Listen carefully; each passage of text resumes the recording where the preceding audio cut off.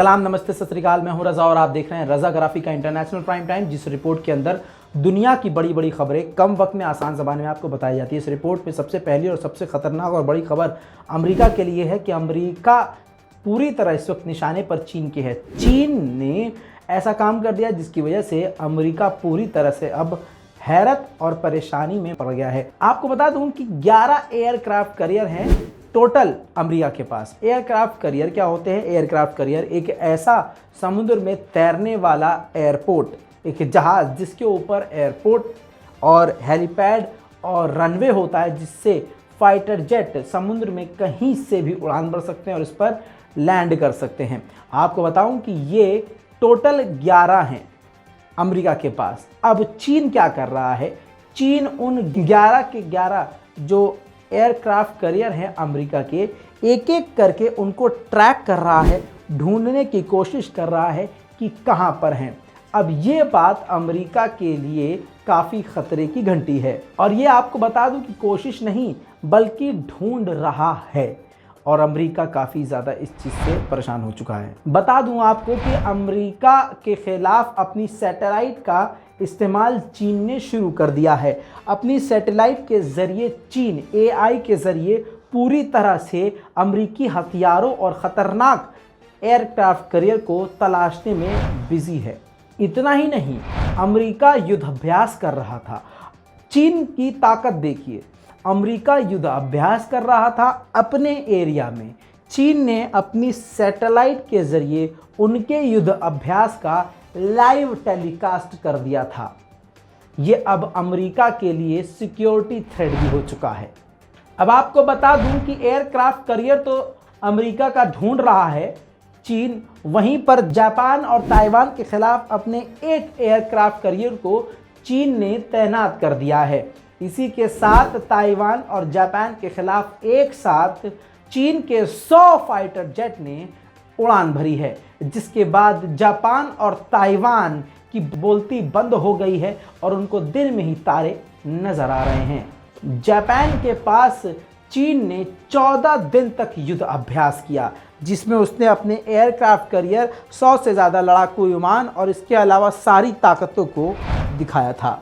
दूसरी तरफ पाकिस्तान के पूर्व प्रधानमंत्री इमरान खान को मौत का खतरा मंडरा रहा है, सता रहा है। इमरान खान ने पाकिस्तान के लिए बहुत कुछ किया और बहुत कुछ करने की कोशिश की थी। पाकिस्तान के इमरान खान की फ़ैन फॉलोइंग भी काफ़ी तगड़ी है, सारी दुनिया में उनको लोग जानते भी हैं। लेकिन ऐसे प्रधानमंत्री, ऐसे पूर्व प्रधानमंत्री को आज खुद उनके ही मुल्क में इतनी सिक्योरिटी के बाद, इतने बड़े घर में रहने के बाद, नाम इज़्ज़त शोहरत होने के बावजूद उनकी मौत, उनके कत्ल का खतरा उनको सता रहा है। उन्होंने वीडियो जारी करके इस बात की सूचना दी और कहा कि उनको कत्ल किया जा सकता है और मैंने एक वीडियो रिकॉर्ड करके रख दिया है। मेरे मरने के बाद वो वीडियो दुनिया के सामने आएगी और उसमें मैंने नाम लिया है कि कौन कौन लोग मुझे मरवाना चाहते हैं। नौजवानों, मैंने एक वीडियो रिकॉर्ड करवाई है। मैंने ये वीडियो रिकॉर्ड करवा के एक महफूज जगह पे रख दी है कि अगर मुझे कुछ होगा, ये वीडियो सारी कौम के सामने आएगी और इस वीडियो में मैंने पिछली गर्मियों से जो ये मेरे खिलाफ साजिश हुई, जो इस साजिश में मुलव्वस है, मैंने एक एक का नाम लिया इस वीडियो में। अजी, जब इमरान खान नहीं बच रहे तो वहां पर आम नागरिक क्या बचेगा? पेशावर में 2 सिख जो दुकान चलाते थे, किसी से कोई मतलब वास्ता नहीं रखते थे, बाइक सवार आतंकवादी आते हैं और दोनों सिखों को भूनकर चले जाते हैं। तस्वीर में आपको थोड़ी सी दिखाऊंगा, वो भी ब्लर और सेंसर करके। बता दूं कि अब पाकिस्तान में लगातार हमले बढ़ते जा रहे हैं। इस हमले को एक तरफ रखिए, इस हमले के अलावा पाकिस्तान में एक फिर से धमाका हुआ। ये धमाका अफगानिस्तान और पाकिस्तान के बॉर्डर के करीब हुआ, जिस धमाके में पाकिस्तान के 3 फौजी मारे गए, उनके अलावा 3 बच्चे भी इस धमाके में मारे गए। अमेरिका ने चीन के खिलाफ बड़ा कदम अमेरिका के अंदर उठाया है। 73 ऐसी संस्थाएं जो चीन अमेरिका में चला रहा था उस पर सीधा ताला डालकर सील कर दिया है।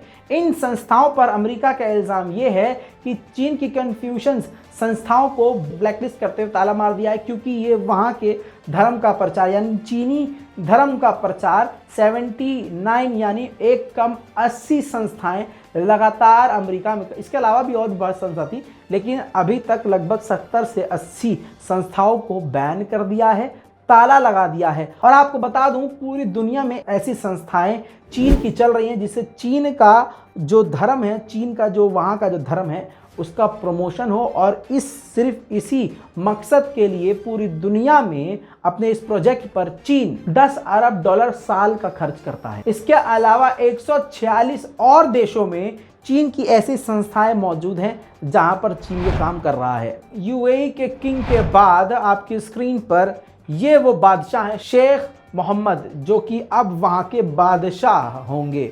आपको बताऊं दुनिया भर से यूएई के बादशाह की मौत पर दुनिया भर से लोग पहुंच रहे हैं और श्रद्धांजलि दे रहे हैं। और शेख मोहम्मद ये जिनको पहले भी आप तस्वीरों में देख चुके हैं, अब ये वहाँ के नए बादशाह हैं। यूएई के किंग की मौत की वजह से सऊदी अरब ने सऊदी अरब के अंदर जो भी प्रोग्राम और इवेंट फेस्टिवल होने वाले थे सबको पोस्टपोन कर दिया है। जानकारी के मुताबिक अभी आपको बता दूं जो हमारे पास आई है, यूएई के किंग के मरने के बाद उनको श्रद्धांजलि देने के लिए फ्रांस के इमैनुअल मैक्रोन वहां पहुंच चुके हैं। आपको बता दूं कि अमेरिका से कामला हैरिस और उनके साथ कुछ अमेरिकी अधिकारी, ब्रिटेन के पीएम बोरिस जॉनसन, जॉर्डन के किंग, मिस्र के राष्ट्रपति, ट्यूनेशिया के राष्ट्रपति, इसके अलावा पाकिस्तान के प्रधानमंत्री, मालदीव के भी राष्ट्रपति और इसके अलावा इजराइल के प्रेसिडेंट यूएई पहुंचेंगे बादशाह को श्रद्धांजलि देने के लिए। दोस्तों आप जानते हैं श्रीलंका पूरी तरह से बर्बाद हो गया और उस बर्बाद श्रीलंका को भारत की खुफिया एजेंसी ने जानकारी दी है। एक लिट्टे गैंग है जो कि तमिल का है, जो कि खुद श्रीलंका में रहता है, श्रीलंका में ये एक्टिव है और आने वाली 18 तारीख को लिट्टे गैंग श्रीलंका में बड़ा हमला कर सकता है, जिसके बाद श्रीलंका की नींद उड़ी हुई है और श्रीलंका की सरकार पूरी तरह से सतर्क हो गई है। एक बड़ी खबर ईरान की तरफ से, ईरान की सरकार ने 9000 बैंक अकाउंट्स को बैन कर दिया है, यह कहते हुए कि इन बैंक अकाउंट से इनलीगल करेंसी, इनलीगल ट्रांजैक्शन हो रही थी। अब ईरान ने बड़ा एक और फैसला लिया है। ईरान ये सोच रहा है और कह रहा है कि हम इस चीज़ पर विचार कर रहे हैं कि यूरोप के देशों को अब हम अपनी गैस देंगे। आपको बता दूं कि पिछली ईरान की रिपोर्ट जो हमने ईरान के अंदर जो बवाल हो रहा है, जो ईरान पूरी दुनिया से छुपा रहा है, उसका भांडा फोड़ते हुए हमने दुनिया को खबर और सच्चाई तस्वीरों के साथ दिखाई, जिसको कई सारे ईरान के भक्तों ने ज़बरदस्ती, देखिए सच बोलना आना चाहिए और सच्चाई को छुपाना नहीं चाहिए। अब कोई भी बात हो, अब आप लोगों ने हमको ही गोदी मीडिया समझ लिया, इसमें आपकी गलती है कि हम अगर ईरान की तारीफ कल करते थे तो आज अगर ईरान में कुछ गलत होगा तो हम नहीं बताएंगे। ऐसा नहीं हो सकता, ये सिराते मुस्तकीम नहीं है। सुनिए मेरी बात, मामला ऐसा है कि जिन लोगों ने उस रिपोर्ट को ठुकराया, अब बड़ी जानकारी ये सबूत है। उन प्रदर्शनों में जो प्रदर्शन ज़बरदस्त ईरान में हो रहे थे, फायरिंग में और ईरान की पुलिस के द्वारा 4 ईरानियों की मौत भी हो गई है। रिपोर्ट आ चुकी है, अब आप जाके गूगल भी कर सकते हैं, अब आपको रिपोर्ट गूगल पे मिल जाएगी। लेकिन जब हमने आपको अपडेट किया था तो सिर्फ रज़ाग्राफी था जो आपको वो रिपोर्ट दिखा रहा था और दिखाई थी सबसे पहले। इसलिए रज़ाग्राफी पे शक मत कीजिए, क्योंकि आपके ही यकीन पर हम हैं। अगर आप यकीन नहीं करेंगे तो इसमें आपका ही नुकसान है।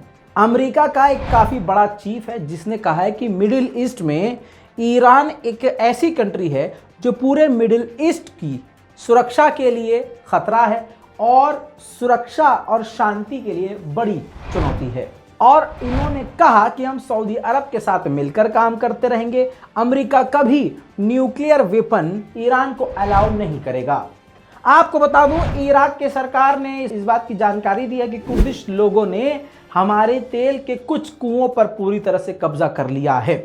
आपको बता दूं कि इससे इराक की सरकार को नुकसान भी हो रहा है। जानकारी के लिए याद दिला दूं कि ये कुर्दिश कौन है। ये कुर्दिश वही हैं PKK, जिन पर तुर्की की सरकार और तुर्की की सेना को भी यही कुर्दिश और पीके के लोग निशाना बनाते रहते हैं। महिलाओं को तालिबान ने हर तरह से बाइकआउट किया हुआ है। महिलाएं घर के अंदर रह सकती हैं, उससे बाहर नहीं निकल सकती।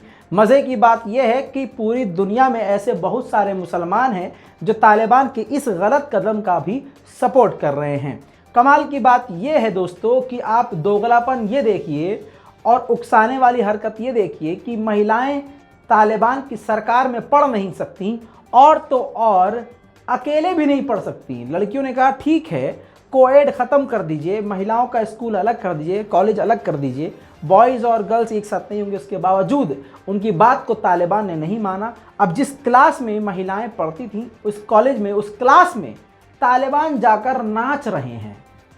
बहुत सारे तालिबान के अंधभक्त आएंगे लेकिन उनके मुंह पर यह जूता है, क्योंकि ये तस्वीर खुद तालिबान ने जारी की है।